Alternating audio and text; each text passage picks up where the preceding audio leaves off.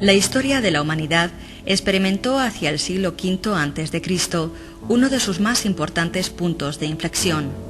En este momento, que coincide a grandes rasgos con la época clásica de Grecia, termina de definirse uno de los grandes momentos de la civilización occidental, cuyos efectos perduran aún en nuestros días.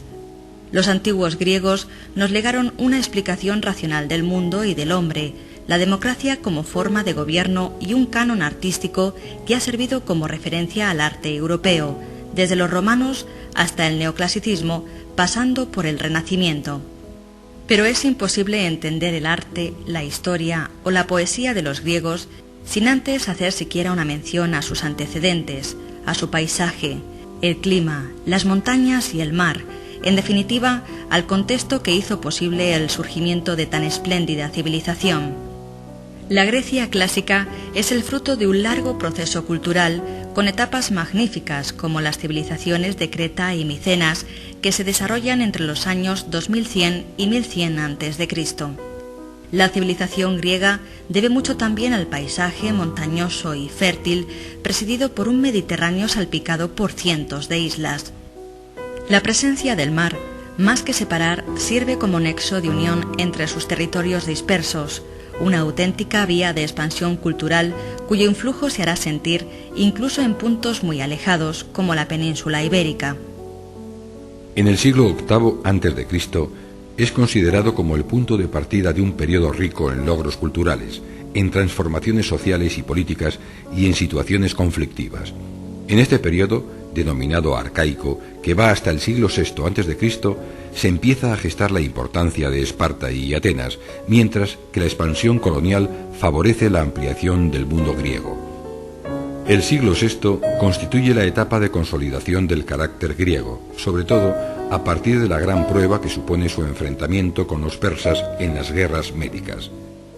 Durante el siglo V y parte del IV a.C., la etapa clásica, tras las victorias sobre los persas en las batallas de Maratón y Salamina, los griegos consiguieron un alto nivel en todos los aspectos de su cultura, y lo lograron gracias, en parte, a su gran desarrollo económico. El motor de dicho desarrollo fue el comercio marítimo que sus mercaderes, excelentes navegantes, consiguieron extender por todo el Mediterráneo, apoyándose en las colonias que fueron creando a lo largo de sus costas.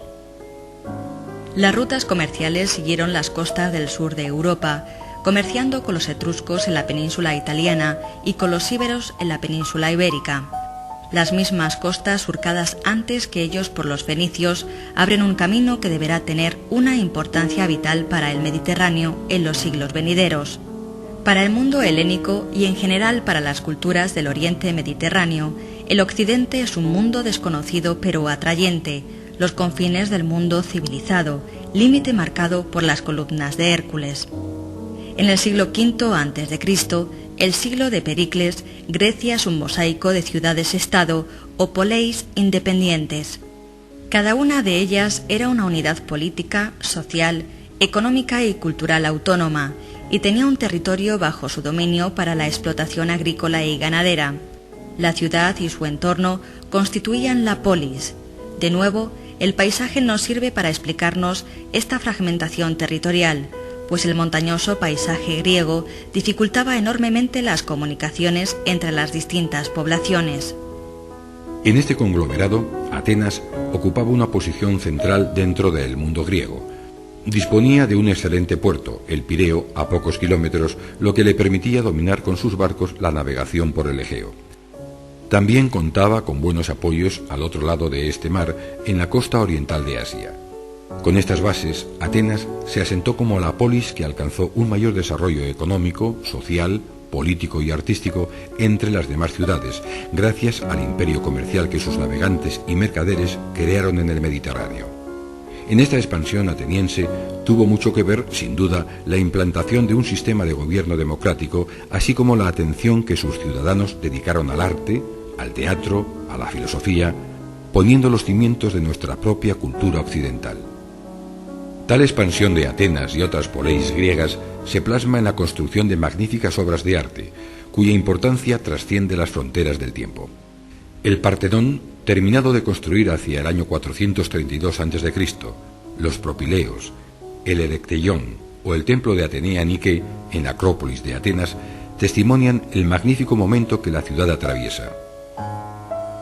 Con todo, la hegemonía ateniense tuvo siempre enfrente a su gran rival, Esparta. A finales del siglo V, ambas ciudades y sus respectivos aliados se enfrentaron en la Guerra del Peloponeso. Esta lucha provocó una transformación del mundo clásico. La derrota de Atenas abrió una época de enfrentamientos de las ciudades griegas entre sí que duró casi todo el siglo IV a.C. Este clima de inestabilidad abrió la puerta a la conquista de todas ellas por Macedonia y Alejandro Magno. Esta conquista supone para Grecia la novedad de hallarse bajo un único mando, formando la cabeza de un imperio que se extenderá por Egipto y todo el Oriente hasta llegar a la India. Poco habría de durar, sin embargo, tan magno imperio. La muerte de Alejandro en el año 332 a.C. significó la división de su imperio entre sus generales, dando lugar a varios reinos independientes. Las continuas luchas entre ellos y sus vecinos permitirá a Roma conquistar Grecia en el siglo II antes de nuestra era. Desde entonces, Grecia se convirtió en una provincia romana. La etapa que va desde la muerte de Alejandro hasta el año 30 a.C., momento en que Augusto se apoderó de Roma, es denominada período helenístico. Atenas sigue conservando su antiguo prestigio como foco cultural y artístico, aunque ciudades como Pérgamo, Mileto, Rodas o Alejandría se encargarán de la realización de las principales manifestaciones artísticas de esta etapa final de la cultura griega antigua. El contacto directo de Roma con las ideas y el arte griego, así como la adopción de casi todas sus realizaciones como propias, permitirá la pervivencia de la cultura helénica que a partir de entonces pasa a formar parte de la civilización occidental.